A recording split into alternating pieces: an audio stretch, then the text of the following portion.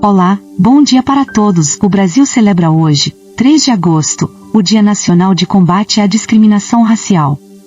A data foi escolhida por ter sido neste dia, em 1951, que o Congresso Nacional aprovou a primeira lei contra o racismo no país, tornando a discriminação racial uma contravenção penal, também conhecida como Lei Afonso Arinos por ter sido escrita pelo deputado federal pela UDN, União Democrática Nacional, Afonso Arinos de Melo Franco. A lei de número 1390 surgiu em decorrência de um caso envolvendo a bailarina afro-americana Catherine Dana. Vamos às perguntas e respostas do Livro dos Espíritos. Vamos lá. Tá na pergunta 320. Os espíritos são sensíveis à saudade dos que os amavam na terra? Muito mais do que podeis julgar. Essa lembrança aumenta-lhes a felicidade, se são felizes, e se são infelizes, serve-lhes de alívio. Questão 321. O dia de comemoração dos mortos tem alguma coisa de mais solene para os espíritos? Preparam-se eles para visitar os que vão orar sobre os túmulos? Os espíritos atendem ao chamado do pensamento, nesse dia como nos outros. Questão 321. A. Esse é para eles um dia de reunião junto às sepulturas? Reúnem-se em maior número nesse dia, porque maior é o número de pessoas que os chamam. Mas cada um só comparece em atenção aos seus amigos, e não pela multidão dos indiferentes. Pergunta 321. B. Sob que forma comparecem, e como seriam vistos, se pudessem tornar-se visíveis? Sob a que tinham em vida. Questão 322. Os espíritos esquecidos, cujas tumbas não são visitadas por ninguém, comparecem apesar disso e sentem algum desgosto por não verem nenhum amigo se lembrar deles? Que lhes importa a terra? Somente pelo coração se prendem a ela. Se não mais o amam, nada mais é que faça o espírito voltar à terra. Ele tem todo o universo pela frente. Questão 323. A visita ao túmulo proporciona mais satisfação ao espírito do que uma prece feita em sua intenção?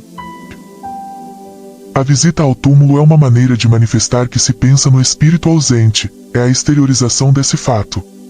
Eu já vos disse que é a prece que santifica o ato de lembrar, e pouco importa o lugar se a lembrança é ditada pelo coração. 324.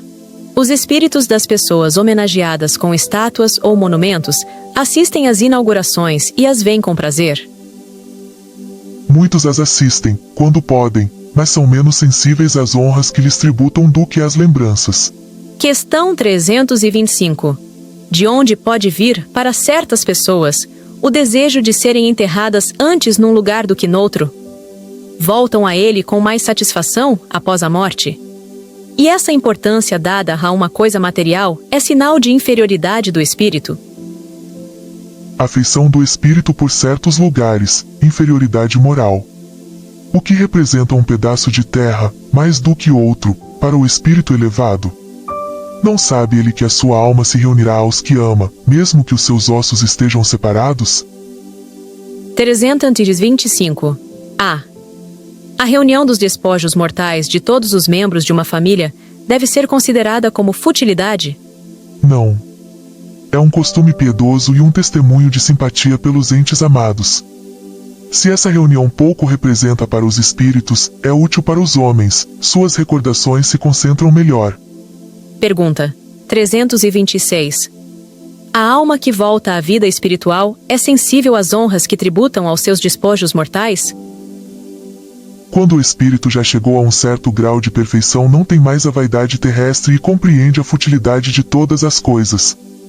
Sabei, porém, que frequentemente há espíritos que, no primeiro momento da morte, gozam de grande satisfação com as honras que lhes tributam, ou se desgostam com o abandono a que lançam o seu envoltório, pois conservam ainda alguns preconceitos deste mundo. Pergunta 327. O espírito assiste ao seu enterro? Muito frequentemente o assiste. Mas algumas vezes não percebe o que se passa, se ainda estiver perturbado. Questão 327. A. Fica lisonjeado com a concorrência ao seu enterro? Mais ou menos, segundo o sentimento que provoca essa concorrência. Pergunta 328. O espírito daquele que acaba de morrer assiste às reuniões de seus herdeiros? quase sempre. Deus o quer, para sua própria instrução e para castigo dos culpados. E nessa ocasião que vê quanto valiam os protestos que lhe faziam. Todos os sentimentos se tornam patentes, e a decepção que experimenta vendo a rapacidade dos que dividem o seu espólio, o esclarece quanto aos propósitos.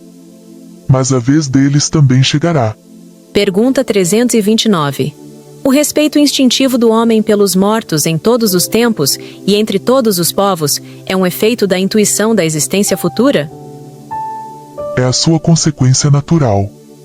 Sem ela, esse respeito não teria sentido. Nota do tradutor: o respeito pelos mortos não é apenas um costume, como se vê. É um dever de fraternidade, que a consciência conserva e para o qual nos alerta. Por pior que tenha sido o morto, não temos o direito de aumentar-lhe o suplício com as nossas vibrações agressivas. A caridade nos manda esquecer o mal e lembrar o bem. Pois só assim ajudaremos o espírito desencarnado a superar as suas falhas e esforçar-se para evoluir.